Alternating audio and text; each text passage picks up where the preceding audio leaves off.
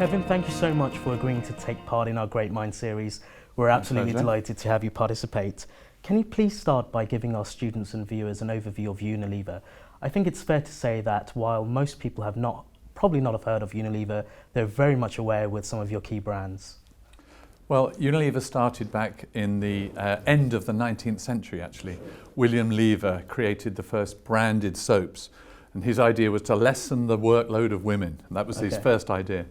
In the 20s, we merged with a Dutch company, a margarine company, Margarine Union, and then across the world, we've built brands across now 190 countries. Sure. So the areas we work in are home care, personal care, foods and refreshment. We have about 14 billion euro brands across the world, many of which you'd recognise, for example, Dove soap or Knorr in the area of food, or Magnum or Lipton tea. So those are the sort of brands that we have across the world. We're an organisation that is very much a sort of purpose-driven organisation, going back to that original idea of looking after people. Actually, our brands sit at the centre of the organisation, and I think we'll talk a bit about that, but being purpose-driven with our brands is very, very important. What are some of the key challenges facing the global FMCG sector at the moment, and how is Unilever responding to some of these challenges? Well, I think the first big challenge, without doubt, is this volatile world that we live in. The whole idea of planning, we used to plan 3 and 5 years out. Today, you have to be very short-term and ready to react. Examples would be in Russia and Ukraine. Since obviously the fallout, being able to supply products and brands consistently there.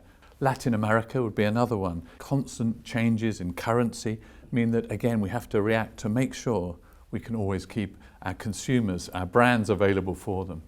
And then even in somewhere like Europe, of course, the crisis for Southern Europe has meant that a lot of people are unemployed, challenged in terms of the money they have in their pocket. So for our brands, we have to find ways to make them very cost effective and available for those people. So, that would be the first big area. I think the second one for me is definitely the pressure on resources that we see across the whole world.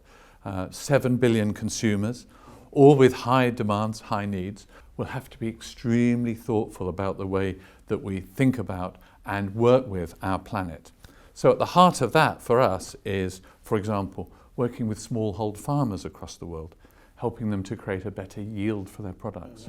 We work with 800,000 smallhold farmers to help them to get a better yield so that, for example, there is more food available for the planet and that they can do it on a sustainable basis. And this Unilever Sustainable Living Plan, which is something we work with, it's not only very important actually in terms of the planet. What we found is it's also very important because it attracts a certain type of person to our organisation, people that care about their communities.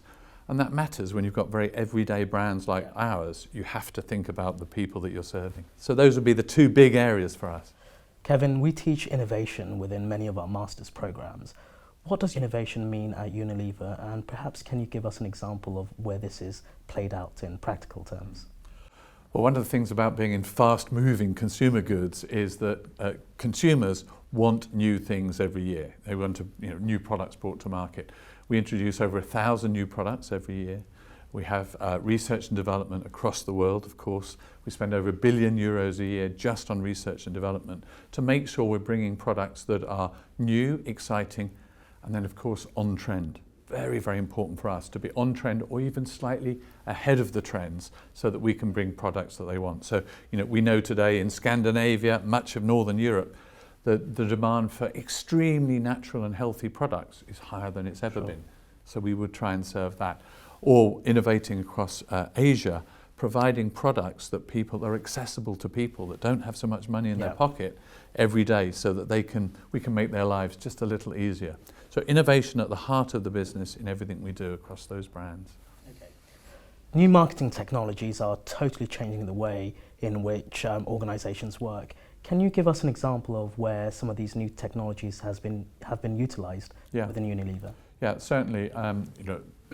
The world has changed dramatically in the past 5 years. We're having to, for example, refocus a lot of our attention on mobile. In the past, our advertising, we'd have done lots of TV, print, posters.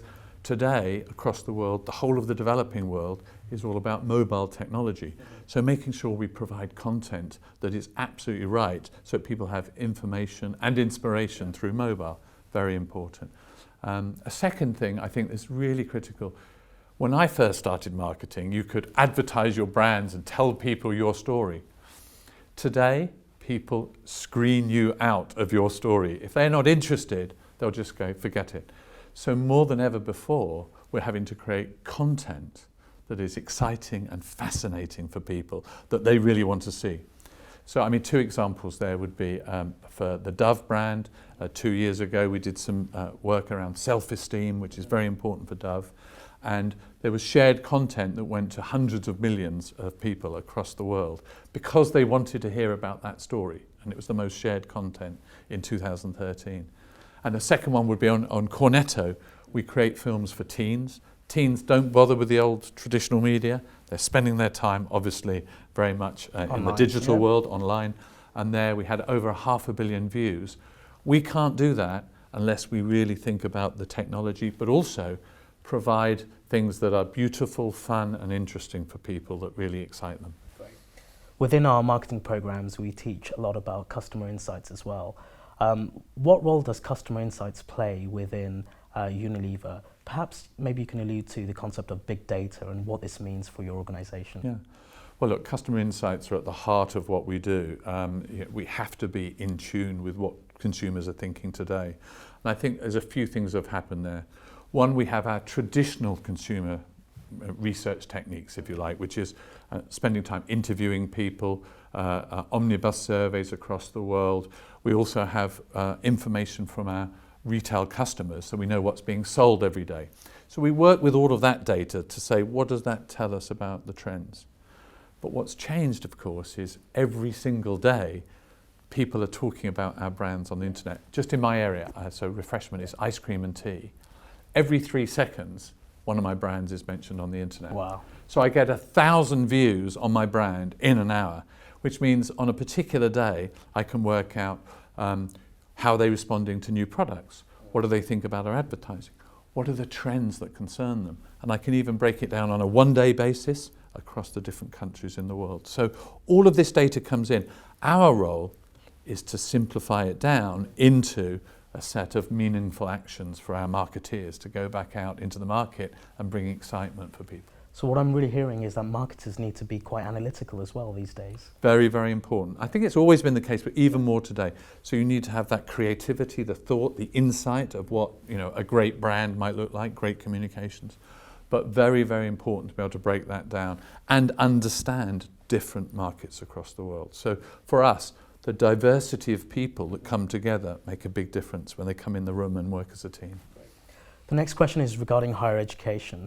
How can higher education providers such as LSBF work with organisations such as Unilever in terms of providing future talent for the sector? Well, look, it's absolutely essential to us. We build our leadership largely from within still today. We train people over a period of 2 or 3 years. So we pick up, obviously, graduates, and we're able to take from the very best graduates across the world. We get 250,000 applications from graduates every year, and we take 800. But those 800, of course, are the elite, and then they come in and they get further training on the ground, obviously in real work, but working across different departments and different areas. So that's essential for us. And then the other thing we do is make sure we reach out and spend time with the top universities, the top business schools, to make sure people know about us so that they can make what we would obviously think would be the right choice. One of the key things we always tell our students within the Career Services Department is that one's own values need to be aligned with the values of the organisation they work for. What are the key values that the people at Unilever share? I think the first one would be integrity, absolute integrity and honesty. That means integrity internally in the way we work, and integrity in relation to people and consumers, people that buy our brands. We feel a responsibility, 1 billion people every day out there. We need to make sure our brands are fair, we offer fair value, offer great quality, and we really look after people. I think integrity would be very high on the list. The second area would be, this value around a sustainable planet, a sustainable world. This has become so important. We really believe that action needs to be taken now, and we believe in purpose-driven business.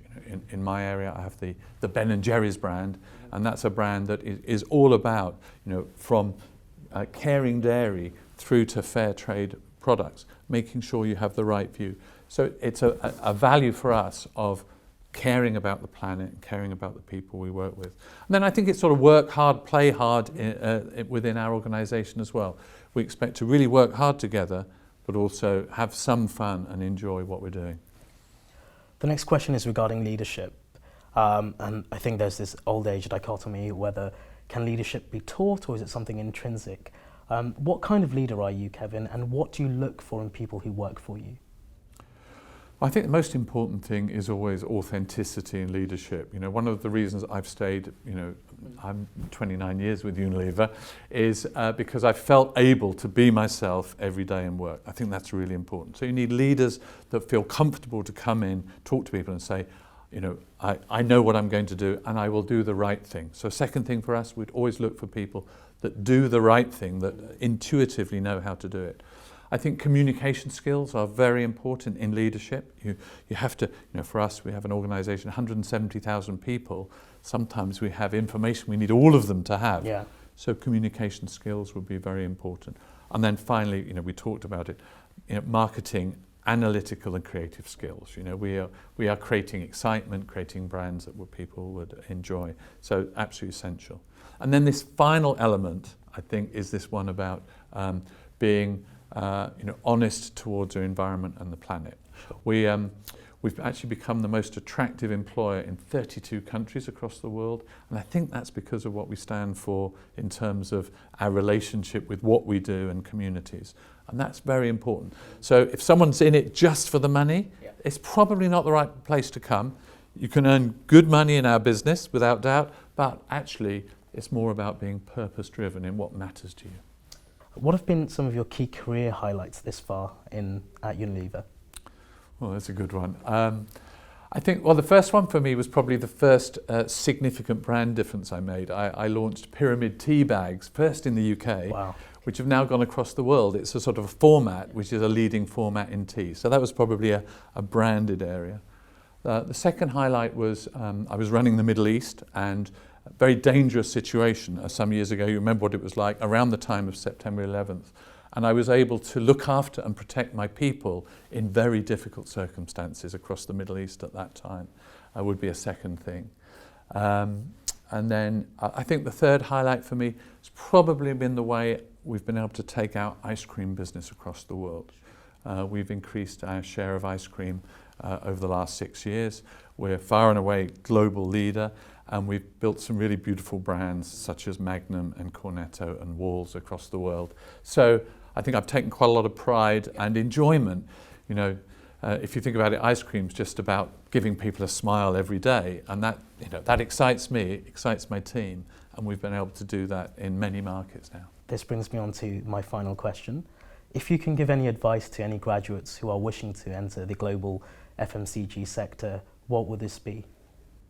Well, I think first of all, FMCG is a very exciting sector. If you're the sort of person that likes a lot of change every day, that's quite flexible, but also able to work with the analytics at the same time, FMCG is a very attractive area to come into. I think it's as exciting as it's ever been. For marketeers, I would say today there are more marketing opportunities than there have ever been because of the way that the digital world is expanding. So, we're one of the big advertisers in the world as well. So, great opportunities in marketing, but also across supply chain, finance, and other areas. This is, I think, FMCG is an exciting place to be. And I think I've probably explained to you, if being purpose-driven and thinking about the planet and your community, if that matters, you probably want to have a good look at Unilever right up front. Kevin, on behalf of everyone at London School of Business and Finance and Global University Systems, thank you so much for your time. Thank you, Nadine. Thanks.